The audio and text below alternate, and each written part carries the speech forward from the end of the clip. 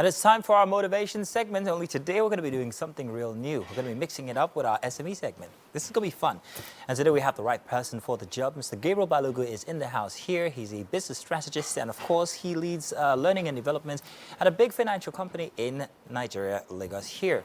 Yeah. Good to have you back here again. It's glad to be. I won't tell them about the little secret that we have, but don't worry. Or maybe I should. He's also a fantastic clothier. So just in case you're looking to look right, well, he's got the business strategy for you and also the looks. But today we're talking business tips for entrepreneurs and providing excellent customer service. It's motivating you to do good business using customer service. Let's talk about this. Why is it very important, customer service? Why is it very important? It's important because you are in business to serve people. And the customers determine how much your business will grow and if it will crumble. So that's like the most important reason why customer service is important. If you have good customers, you have likable customers, you have customers that trust you, then you make more money, you grow your business, and you would scale as fast as you want. But it's just one customer. Why are they relevant?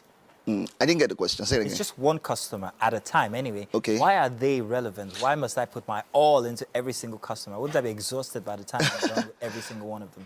So let me do an example. Okay. Imagine that you run a business and you have one customer every day. That means at the end of 5 days, you have 5 customers, right? If by Saturday, 4 of those customers leave you, you go into the new week with 1 customer.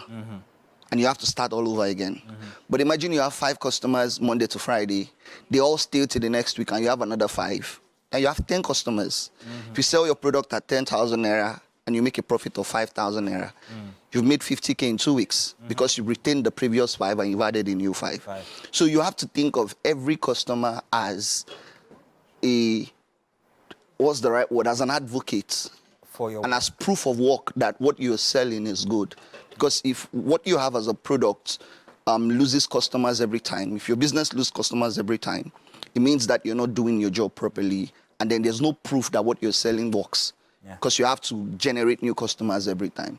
But that one customer can bring 5 new customers by themselves alone. So I was going to let you run through the tips that you have for entrepreneurs. But a follow-up question to what you have just said. When do I know when to call it quits? As a small business, I know I cannot service the entire world. So when do I know when to stop being a good service provider? I'm sorry, no, that's not what you need to do. When do I know when to perhaps maybe pull back because I can't service more than a certain number of customers? So I think that... And how do I communicate that to my new customers or old customers? So this is where processes come in. You need to build a system that manages your customers as your business scale.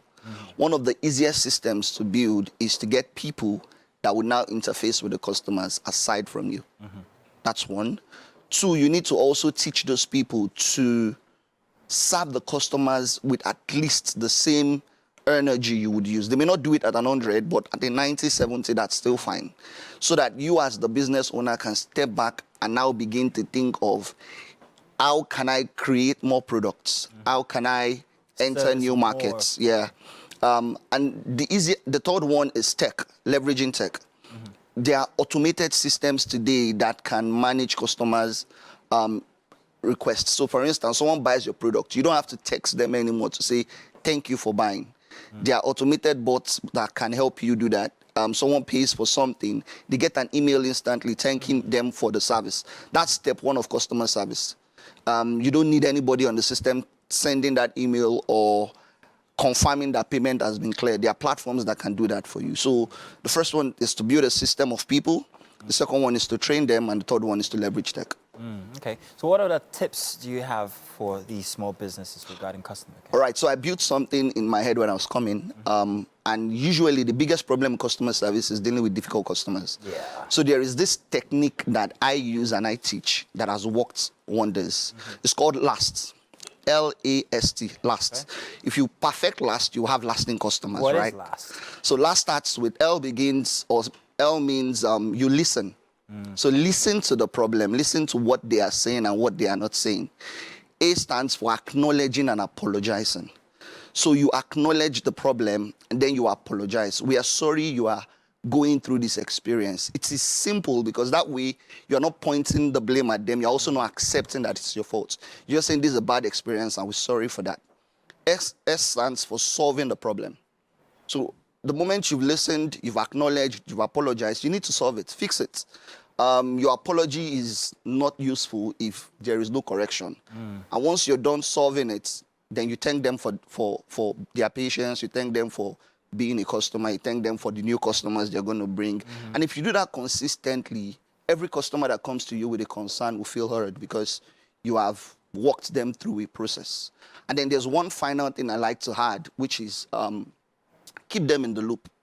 If you're between S and T, sometimes it could be 6 months, it could be 3 months, it could be 2 weeks, it could be 1 week. You have to ensure that you're checking up.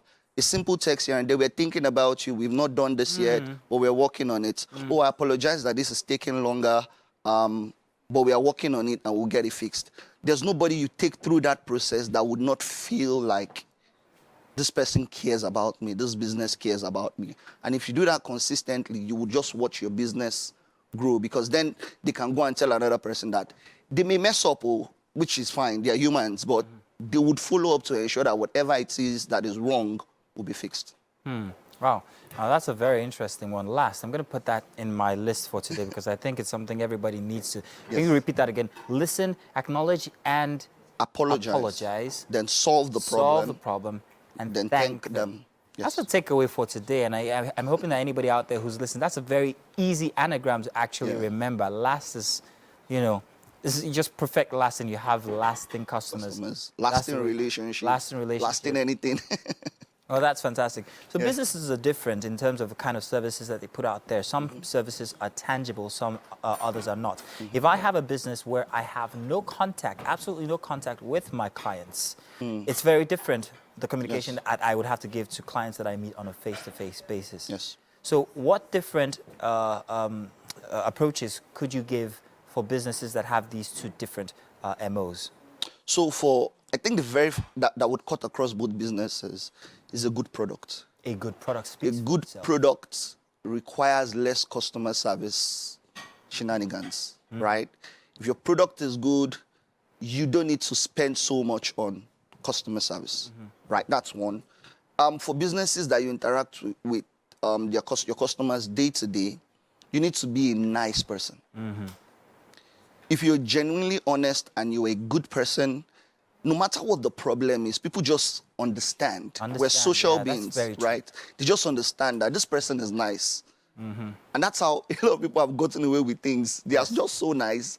They don't get stuff done. Like Olamide, our director here. Olamide is a bit too nice. He gets away with too much. You guys should stop. He's pulling a hood over your eyes. But go on. Yeah. Then for businesses where you don't interact with the customers, what you can do as service is continuous checkup. And I've discovered this with businesses a lot. Whatever it is you're selling, if you're not sure of your product, you'll find it very hard to follow up. So if you don't interact with your customers every day, you make a suit, you make shoes, you make bags, call them a month later and say, how's the suit? How's the shoe? That's customer service. Nice. Because sometimes they have so much they want to do. They want to make more, but they are just so busy. That simple, how is the suit? Or how is the suit? How is the shoe? Oh, it looks really good. I like it. I need to make 5 more. Nice. If you never made that call or sent that simple text, you've lost that customer. Gabriel, after listening to you tell all this, I think that you used that magic on me once or twice, and I'm not very sure how to feel about that.